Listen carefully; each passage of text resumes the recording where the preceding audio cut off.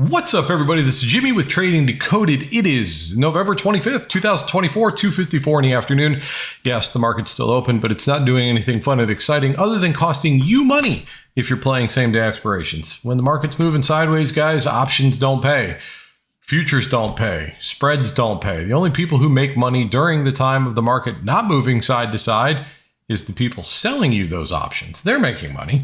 But with that said, we found three fantastic plays this morning, and most of us were done 30 minutes after the market opened, many of which were done way before that, and we'll talk about those three trades. Also want to show you guys a setup that you should be looking for all the time, not necessarily to get into trades, but to stay out of trades that might otherwise not work out for you. And more importantly, how do you switch from going in one direction to the other and can do so with confidence? All those things are things we're going to cover. This is not going to be a long video because, well, it doesn't need to be. If you watch any of my videos, we go over the same things day in and day out, and we just try and break them down, the things that I teach on a daily basis on these videos, just to reconfirm that most of what we do and what we're looking for works most of the time. And that's what I'm trying to teach you in these videos. So without further ado, let's go ahead and launch the chart and take a look at what we had going on in pre-market. So pre-market was kind of slow until it wasn't. So at 8:30 in the morning, I started doing my charting, and no reports, no nothing this morning that was pushing this up that I'm aware of. But nonetheless, we started to trend up, right? These are not my favorite days because I don't like playing near all-time highs. Not that we were there yet, but we were getting very close to it, right? All-time high is 601. That's where this green line is up here. This happened in a pre-market a few days back, but we were going to be opening near regular hours all-time high, which I think was $600.17, somewhere around there-ish. I don't remember exactly, but nonetheless, we were trending up in pre-market. Everything in the top 10 was green. It looked like a ripe day for calls. So we were preparing for calls. Now, 9:25, as we always do, we are making our call put scenario. And I tell everybody, hey, if we can continue this trend up, we want to see ADD trending up, which we assumed it was going to open very green because we were gapped up over Friday's closing price to where we are opening today. So we knew we had a gap below us all the way down here at 596.15. Wasn't expecting to fill that gap, especially at the open. We would need to see a pretty nasty move on ADD or the market. We want to see the market roll over. We'll get into that in a minute. But for the call scenario, we were looking for a candle close or a breach above $600.18. That's why that white line is there. Simply looking for $600.43 as the return. As you can see, when we did breach that line, we did get above it. We closed above it. We closed above the target as well. And we got awfully close to the 601 line. But I would not have played this, and I'll explain why when we get there. But let's start with what I was wanting to play. First, starting off with, even though we recognized that everything in the market was green, we were gapped up. Everything seemed to be happy. Just like Thursday, guys. If you guys haven't watched my Thursday video, I want to bring it to your attention again. So yes, we're looking for calls until 924. Puts in a lower high on SPY and a lower high on Qs. 921 lower high on SPY. 924 was another lower high on SPY. And I told everybody, I said, guys, just like on Thursday. Now, we didn't get nearly the size move that we got on Thursday, but putting in lower highs, I'm not going to be in a hurry to jump into calls unless the Qs can get back above this resistance right here. Okay? Very simple rule. Now, you have to understand that just because the Qs get above this, it's got a little bit of a resistance here, but if it gets through that, we're aiming for the next line up from there. If you want to play that as your call entry and ignore what's going on SPY, you're more than welcome to do that. I don't like to ignore the Qs. We're going to talk about where the trigger was to get into calls on SPY if you were watching the Qs. But long and short of it was, I told everybody before the market opened, I said, guys, if the Qs get below 510.06, that turns on the puts okay for me. I'm looking for a minimum of a move down to this support at 509.33.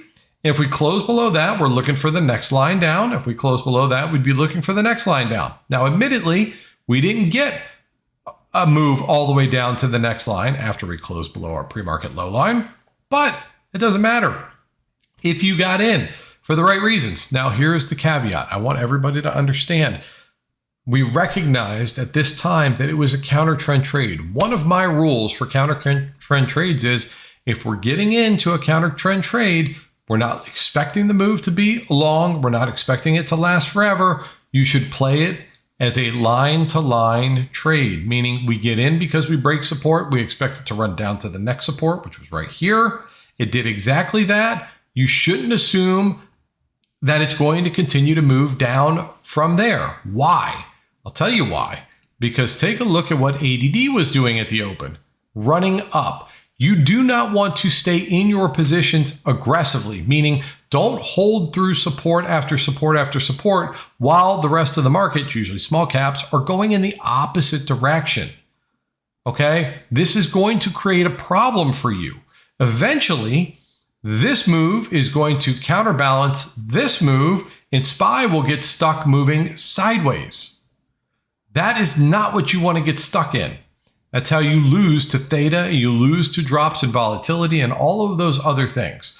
So when we got in, we were looking for a quick move from line to line. We got it. Now, depending on when you got in, that was anywhere from a 15% to a 35% return. I caught 27% of that, a little more than 27.9, and that was a one and done for me. Now, the unfortunate part is the second puts that we found for all the right reasons, and even more so, in my opinion, would have paid a lot more money had we just been a little bit more patient. But I'm not mad. At this point, we had like a 7-to-1 win-loss ratio 2 minutes into the day.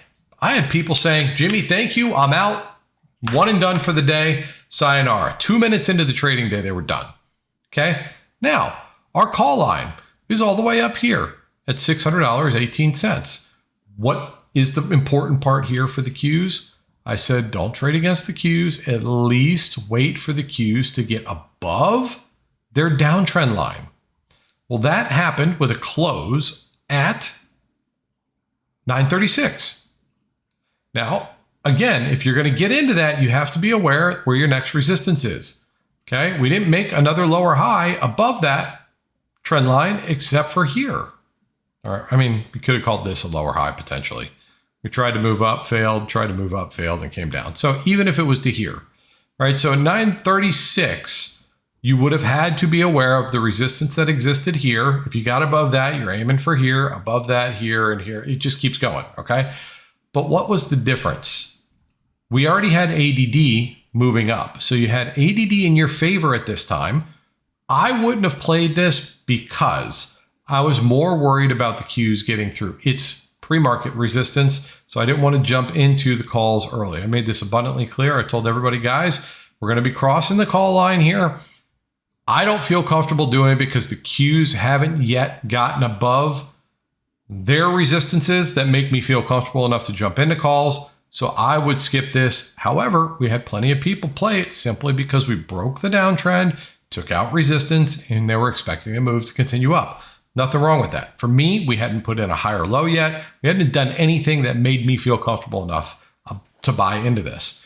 But we did cross the call line, and it did exactly what we had hoped it would have done had it done so. Now, here's the best trade of the day, in my opinion. Why were we looking for puts here? Okay, and more comfortably so than even here. Here we had a lower high. That was just giving us a reason to at least stay out of calls, but maybe consider taking aggressive put entry. But we're not going to assume that it's just going to tank from here. We're going to go from line to line. We want to break support, go down to the next support, call it a day. Okay. If it continues down and you sold out, nothing wrong with that. If it doesn't continue down and you sold out, you're a happy camper, right? We get up here. We call this out at 946. Lower high being potentially put in on the Qs, potentially put in on SPY. Okay. We pulled back to resistance on both Qs and SPY. And more importantly, and this is the kicker here, Why should we consider getting in aggressively? Because we were waiting for ADD to roll over, and that rollover started 10 minutes before we found the lower highs on Qs and SPY to justify taking the puts. Look at it.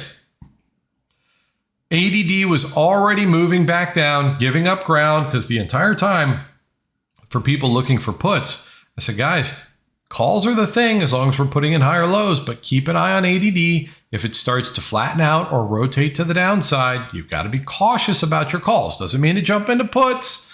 Just be prepared to stop looking for calls. More importantly, let's talk about the thing we just talked about before. If you've got a trend line, now this is a super aggressive trend line. I don't know where you'd want to draw it. Okay, wait for a close below the trend line. Wait for a close below support, which is the other thing we were talking about. Guys, lower high, expect it to break support. If it breaks that support, where are we looking for it to go? Well, the next one down on SPY was right here, which happened 2 minutes later. If we got through that, the next one was all the way down here. Okay, same thing on the Qs. We were watching the Qs chart. We said, guys, we put in a lower high. If it gets below 510.60, we'd be looking for at least a dollar move. We were looking for a dollar move because break of support because of the lower high, ADD trending down, next support down on the Qs is here. If it gets through that level on the Qs, we're looking for here. All of that happened. That ended up being an extremely clean, comfortable, justifiable trade that I didn't take because I was already done for the day, but I wished I would have taken this one. And a lot of people did, and a lot of people made a much better return on that trade than some of us made on this one. Not mad, but man, just being a little bit more patient. In this case, 15 minutes after the open, that would have netted you a return of 50+%. Some people made more than that. I think that almost had to be 100% return. And if you stayed in it, because you had a lot more comfort in doing so, right? Because if you got in up here or even the next candle, you never even saw the remote possibility of seeing red if you held it for a move to continue down. And again, all we're looking for is ADD still trending down. Look at all the things, guys. There's not a lot to it. You just got to trust that the chart is what we need to follow, not our hearts, and take your trades when you feel comfortable. By this time, most of the people in my room were done. We had 280 people, 285 people in the room at this morning. By here, we were down to 200. That tells me that people got in, they made their money, and they got out. That's what I love to see, okay? Now, a little bit later in the day, we found another potential trade. It was at 11:34. We were putting in lower highs on Qs. We were putting in lower highs on SPY. And we had, where was this? We had said if the Qs can get below this support here, we'd be looking for the move to continue down to here, which it did. Tried to hold support there, pulled back. We legged down to here, got through that. We legged down to here. Okay, if we would have gotten through that, we would have been expecting the orange line. All of these things happen all the time, guys. Not 100% of the time, but enough to make money with it, and it works, right? So now why were we looking at puts here instead of calls? You could have been playing calls. As long as you're putting in higher lows, expect resistance to your left to fail, look for the next resistance up. If there's enough space between resistance A and resistance B, and you want to play it because we're trending up, check your ADD, see if it happens to be moving in your direction at the time, and go for it. Go for it. Why not puts right away? Well, because we are trending up. Wait for a break of trend. I think we had this trend line here. Okay. Wait for your trend to break and break support. So we broke trend at the same time we were breaking support. Where's our next support down? It's right here. Is there enough room between support A and support B to make money? If the answer is yes, go for it. Okay. When do you take puts off the table and go back to calls? Same thing. We're putting in lower highs all the way down. Wait for a break of the downtrend. Doesn't mean you jump into calls here. Means puts come off the table. Wait for a close above resistance. Where's your next resistance? You take the plunge. We closed above. So we broke the downtrend here at 1250. We closed above resistance of 505.89. I know I'm looking at the cues right here. So at 12:57, this is normally our entry candle for calls. We're looking for the move to come up to the next resistance, which is right here. It's a lower high that we made on the way down. We got there. We don't know if it's going to continue up or not, but you trail your stops on the way up and you do your thing. Now, this is just trash right here. This is trash. So sitting here trying to trade this right now, you guys are just giving your money away. It's no good. And ultimately, we did end up coming down and closing the gap on SPY, by the way, which was the pink line. We got through it a little bit. Didn't spend a whole lot of time down there, but the same rule we just used on the cues to go from puts to calls, again, is something we need to talk about every day because it happens all the time.